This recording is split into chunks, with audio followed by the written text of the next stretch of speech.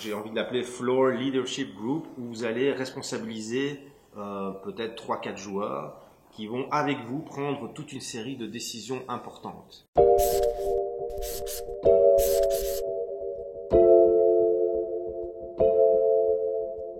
Bonjour à tous, c'est Benoît de Coach to Coach.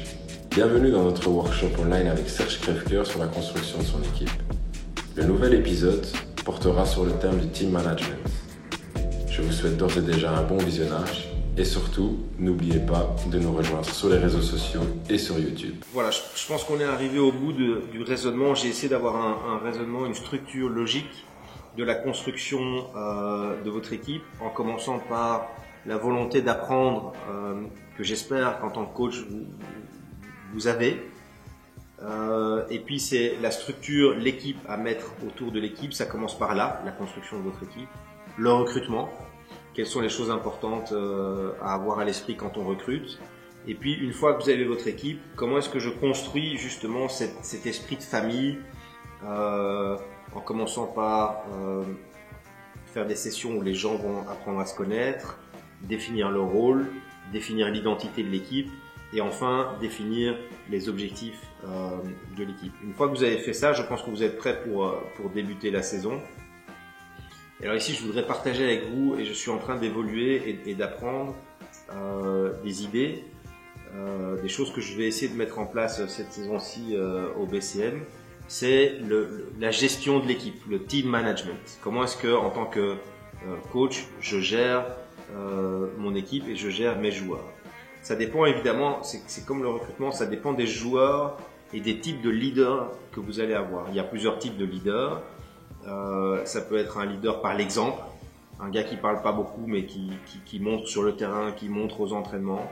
Ça peut être un execution ou task leader, c'est-à-dire un leader déjà plus charismatique sur le terrain qui dit toi tu fais ça, qui fait des huddles, qui explique à l'équipe ce qu'on va faire, etc.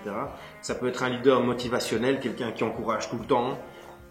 Ça peut être un leader plus social, parce que toutes les équipes ont des activités sociales, ont un rôle de représentation par rapport à la communauté de fans, de partenaires. Ça se fait de plus en plus et je crois que c'est notre rôle. Ça peut être un leader syndicaliste, le gars qui vient vous demander de supprimer un entraînement.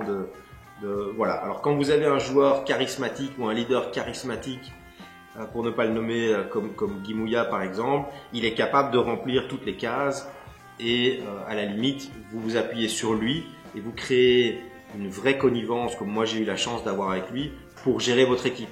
Tantôt c'est lui qui gère, il faut lui laisser la place, tantôt c'est vous qui gérez. Mais en bonne intelligence avec ce type de leader, et à l'avance vous dites tiens aujourd'hui Guy j'aimerais que ce soit toi qui intervienne si tel joueur commence à sortir de ce qu'on lui demande, je voudrais que ce soit toi qui intervienne. Et moi j'irai le rechercher. La fois suivante ce sera vous qui allez intervenir en disant c'est pas comme ça et lui va aller le rechercher dans le vestiaire. Donc ce genre de management avec une personne charismatique, c'est tout à fait possible. Aujourd'hui ce que moi je voudrais essayer de faire, et ça se fait dans le rugby, c'est créer un groupe de leadership. J'ai envie de l'appeler Floor Leadership Group, où vous allez responsabiliser peut-être 3-4 joueurs qui vont avec vous prendre toute une série de décisions importantes. Ça peut aller jusqu'à le planning de la semaine, combien d'entraînements, quand, le matin, l'après-midi, une fois, 2 fois par jour, etc. Ça peut aller jusqu'à leur demander d'animer les sessions vidéo à votre place.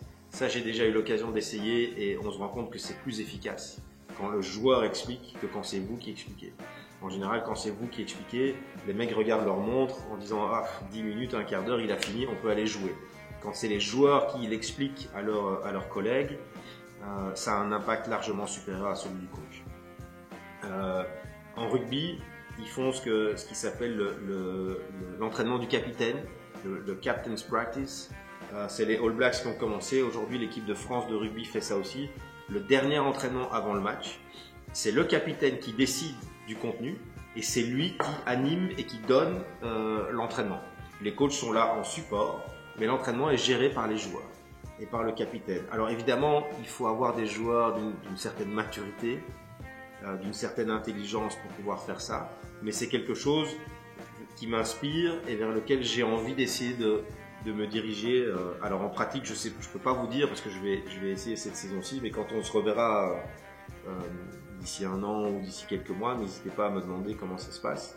Mais c'est quelque chose qui, moi, m'inspire beaucoup et m'attire beaucoup dans la gestion du groupe. Je crois que de plus en plus dans le sport, il ne faut pas être naïf. Les joueurs ont un impact largement supérieur à celui du coach. Et plus vous allez mettre en place des choses qui vont faire que vous allez avoir l'adhésion des joueurs, et je crois que ce leadership partagé, c'est vraiment important, plus votre équipe va être performante. Voilà, moi ce que je voudrais, c'est comme le coach des All Blacks, Graham Henry, qui a gagné la Coupe du Monde en 2011, c'est devenir un silent leader. À la fin, vous n'avez plus rien à dire. Les joueurs se gèrent pratiquement tout seuls. Je crois que c'est le summum, en tout cas pour moi, intellectuellement, du rôle du coach. Voilà, il ne faut pas croire il ne faut pas être naïf. C'est vraiment ce jeu appartient aux joueurs. Il faut leur laisser la place. Je crois aujourd'hui, il faut leur donner de plus en plus de place dans les décisions. C'est mon avis, ce que je vais vous donner. C'est pas le coach qui fait le joueur, c'est le joueur qui fait le coach. Et moi, je l'ai vécu dans ma carrière, notamment avec un joueur comme Guy Mouillard. Voilà, c'est important. Voilà la dernière idée que je voulais partager avec vous. J'espère que ça vous a plu. Et si vous avez des questions, je pense qu'ils vont transmettre toutes mes coordonnées, donc n'hésitez pas à m'appeler. Puis il y aura des sessions plus tard de questions-réponses. Bon travail à tout le monde et surtout apprenez.